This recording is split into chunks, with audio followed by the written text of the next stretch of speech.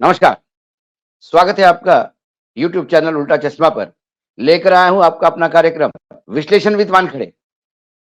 नया साल बहुत सारी मुसीबतें लेके सरकार के सामने आ गई है।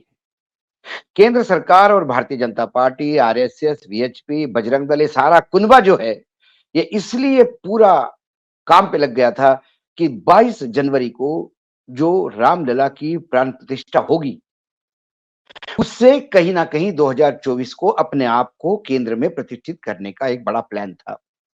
इसलिए करोड़ों घरों में अक्षत क्या गई, क्योंकि मैंने कई मंदिरों में प्राण प्रतिष्ठा देखी, लेकिन ऐसे अक्षत से लेके लेकिन ये ऐतिहासिक है, तो चलो ठीक है, ऐतिहासिक है।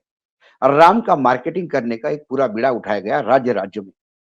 लेकिन इसी बीच जो कानून में बदलाव हुए थे, 3 कानून जो अभी खासकर सीआरपीसी, एविडेंस एक्ट वगैरह इसमें जो बदलाव हुए, उसमें ट्रक ड्राइवर्स पे जो पेनल्टी लग रही है, उसको देखते हुए पूरे देश के ट्रक ड्राइवर रास्ते पे हैं। और जब पूरे देश के ट्रक ड्राइवर रास्ते पे है, तो 10 राज्यों में हाहाकार मचा हुआ है। कहीं तो हिंसा हो रही है, कहीं आगे लगाई जा रही है, पेट्रोल पंप पे लाइन है, कहीं रास्टिंग शुरू हुआ है। पेट्रोल ही नहीं, तो फिर आगे क्या होगा? ये सिर्फ ट्रकों का बात नहीं, फिर सब्जियाँ, दूध ये सब कहा जाएगा। सब एक आशंका से घिरे हुए हैं। इसी बीच जिन राज्यों में चुनाव हुए, 5 राज्यों में, और उन 5 राज्यों में से 4 राज्य बहुत अहम हैं, तेलंगाना, छत्तीसगढ़, मध्य प्रदेश, राजस्थान। 3 राज्यों में तो बीजेपी ने परचम फहराया अपना। तेलंगाना कांग्रेस ने कब्जा कर लिया बिहार। लेकिन लोकसभा चुनाव के पहले जो वादे किए थे वो निभाने पड़ेंगे, क्योंकि अब जनता शाणी हो गई है। अब वो चुनावी जुमलों को सहन नहीं करती, डिलीवरी देनी होती है। प्रधानमंत्री जी ने भी ये बात जब समझ में आ गई उनको कि वो अभी तक पिछले 5 साल से सिर्फ बातें कर रहे हैं, तो अब वो तमाम सांसदों को कह रहे हैं कि जाइए कैंप लगाइए, लाभार्थियों को और लाभ पहुँचाने का प्रयास करिए, जिनको लाभ नहीं पहुँचाया उनको ढूँढिए और जो प्रॉमिस किया था वो देना होगा। अब इन 4 राज्यों की स्थिति भयावह है आर्थिक। वो नया साल के लिए सबसे बड़ा नया प्रॉब्लम है। मध्य प्रदेश में तो तनख्वाह देने के पैसे नहीं थे, तो गवर्नमेंट ऑफ मध्य प्रदेश ने आरबीआई से फिर 2000 करोड़ रुपए का लोन लिया। मध्य प्रदेश में महिला लाडली बहना योजना और गैस को जो सब्सिडी है, कुल महिलाएँ जो है मध्य प्रदेश में जिनको ये लाभ देना है वो 1 करोड़ 31 लाख है। अब हर महिला को करीब-करीब 1700 रुपए देने हैं हर महीने। बिजली उपभोक्ताओं को भी बिजली फ्री देनी है। तो ये जो वादे किए थे मध्य प्रदेश में, इसका बोझ जो है मध्य प्रदेश सरकार पे, वो 21,696 करोड़ आ रहा है। और मध्य प्रदेश में हालत इतनी बुरी है कि पूरे साल भर का जो कर्जा शिवराज सिंह जी ने लिया था, उसकी बराबरी मात्रा आने वाले 3 महीनों में होगी। क्योंकि जो नई योजनाएँ आपको लागू करनी है और पुरानी बंद नहीं करनी है। हालाँकि कुछ योजनाओं पे फुल स्टॉप तो लगाया है कि इसको रोक लिया जाए कुछ दिनों के लिए। ऐसे 38 विभागों को बोल दिया गया है। फिर वहाँ की नाराज़गी दूर करने के लिए फिर पैसा देना पड़ता है। फिर नए मुख्यमंत्री जो है इन्होंने हर गाँव में सीसीटीवी बोला है, उसका पैसा लगाना पड़ेगा। तो पैसा है नहीं, 15,000 करोड़ रुपए मात्र बचे हुए हैं आपके लोन लेने की लिमिट, और लोन लिए बगैर तनख्वाह नहीं दे सकते। ये हालत मध्य प्रदेश की है। अब यदि राजस्थान में मैं आऊँ, तो 450 का सिलेंडर देना है। इसी का बोझ जो है सरकार पे 3,720 करोड़ हर साल का होगा। बिजली का जो सब्सिडी है, उसका बोझ 7,100 करोड़ रुपए साल का रहेगा। कुल मिलाकर स्मार्टफ़ोन भी बोला है, इसको भी जोड़ दिया जाए, तो 3,700 करोड़ का वो बोझ, तो अब 14,560 करोड़ का राजस्थान पे बोझ बढ़ने जा रहा है। और राजस्थान में पूरे साल भर का जितना कर्जा था, उसका 80% कर्जा इनको 3 महीने में लेना पड़ेगा। लेकिन क्या राजस्थान की हालत होगी आप समझ सकते हैं। छत्तीसगढ़, महतारी योजना 60 लाख महिलाओं को देना है, 7,200 करोड़ रुपए का खर्चा है। पुरानी जो योजनाएँ हैं, बघेल सरकार की उसको कंटिन्यू करना है, तो उसमें करीब-करीब 3,400 करोड़ रुपए लगने हैं। कुल 20,600 करोड़ रुपए का छत्तीसगढ़ पे खर्चा है। छत्तीसगढ़ ऐसा राज्य था, जो पिछली बार जिसका माइनस कर्जा था और पुराना 2,500 कर्जा चुका के वो सरकार 0/0 पे आ गई थी। अब ये नई सरकार की जो योजनाएँ हैं, वो करीब-करीब 20,600 करोड़ रुपए का कर्जा इस सरकार पे चढ़ाएगी। तेलंगाना में 2,56,000 करोड़ की सब्सिडी अभी चल रही है। 4,26,000 करोड़ का कर्ज है।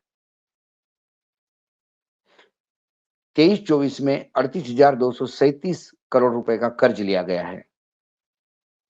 अक्टूबर तक ही 33,378 रुपए का कर्ज लिया गया था। अब बचा ही क्या है?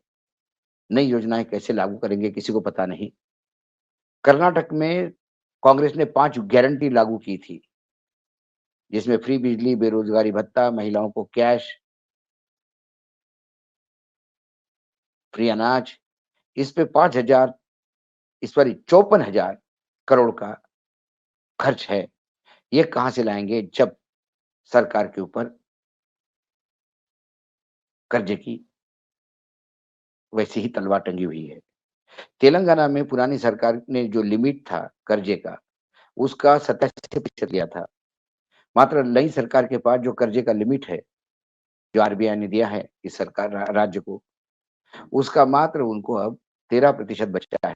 अब वो 13% में 33 13% में ये करीब-करीब 2,56,000 कैसा एडजस्ट करेंगे, ये किसी को पता नहीं।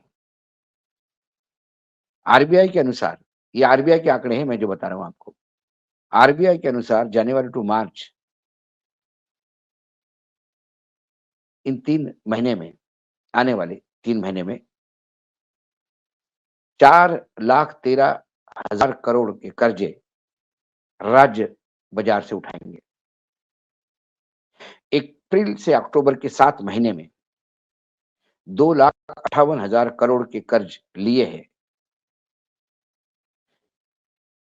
जो आपने कर्जा लिया है, वो ये 3 महीने में जो कर्जा लेने जा रहे हैं, मतलब 7 महीने में जो 2,58,000 करोड़ का कर्जा लिया, उसके अनुपात में ये 3 महीने में जो कर्जा लेने जा रही है देश की राज्य सरकारें, वो 60% ज़्यादा होगी।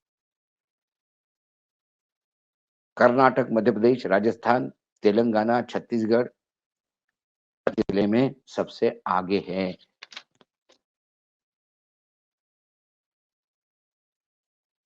और ये जो मैं आंकड़े बता रहा हूँ, ये कहीं न कहीं देश के कर्जे को भी जोड़ते हैं।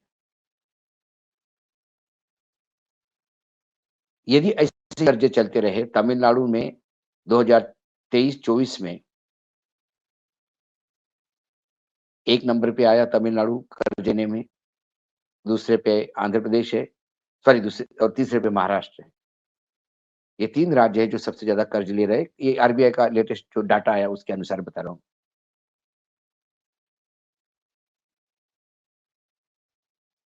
कर्नाटक में पूरे साल में 127% जो पूरे साल का जो कर्जा था उसे 127% इस 3 माह में लेने जाना है। और जब मैं छत्तीसगढ़ का आपको बता रहा था, पिछले साल उन्होंने कर्जा ही नहीं लिया था, 2,227 करोड़ रुपए जो पुराना कर्जा था वो चुकाया था। लेकिन इस 3 महीने में वो सारे रिकॉर्ड तोड़ने वाले हैं।